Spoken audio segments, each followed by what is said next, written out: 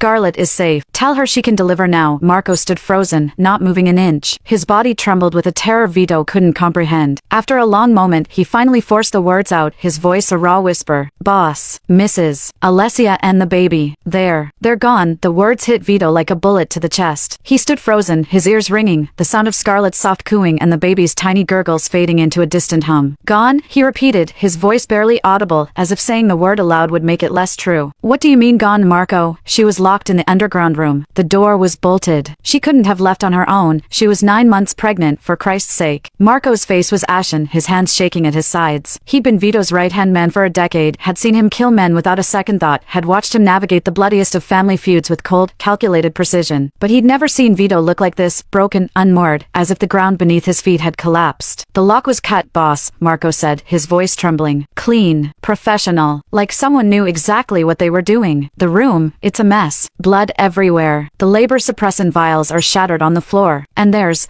evidence of a snake bite. Gianna's viper, its fangs still have blood on them. The doctor who tried to help her said she was poisoned, bleeding out, that the baby's heartbeat was fading. He tried to bring her here, to Scarlett's clinic, but you told him to ignore it. He said she didn't make it. Not her, or the baby. Vito's world narrowed to a pinpoint of agony. Blood. Snake bite. Poisoned. The words echoed in his head, each one a knife twisting in his gut. He thought of Alessia's face, her amber eyes filled with tears, her voice begging him to believe her, to save their child. He thought of the way he'd grabbed her by the throat, called her a liar, accused her of scheming for an inheritance she'd never cared about. He thought of Gianna's cruelty, of the doctor's pleas, of Marco's warnings, and how he'd ignored them all, too focused on keeping his blood oath to Demon, on ensuring Scarlett's child inherited the West Coast territory. No, he said, stepping back, his hand flying to his chest as if he could hold his shattered heart together. No, she's alive. They're both alive. You're lying. This is some kind of sick joke. He pushed past Marco, his legs moving on autopilot as he raced toward the underground medical room. The corridor was cold, the air thick with the stench of antiseptic and fear. When he reached the door, he froze. The lock was indeed cut, the metal mangled beyond repair. He stepped inside, and the sight made him gag. Blood stained the concrete floor, a dark, sticky pool that stretched from the bed to the door. Shattered glass from the suppressant vials glinted in the faint green light of the emergency exit sign. A single, bloodied wedding band lay on the floor, Alessia's, the one he'd slipped on her finger on their wedding day, engraved with their initials. And in the corner, coiled on the ground, was Gianna's viper, its body limp, dead, killed by the anticoagulant in Alessia's blood, no doubt. Vito dropped to his knees, his fingers brushing the wedding band. It was still warm, as if Alessia had only just removed it. He closed his eyes, and for the first time in his life, he cried. Not the quiet, stoic tears of a man grieving a loss, but the ragged, desperate sobs of a man who'd destroyed the only thing that had ever mattered to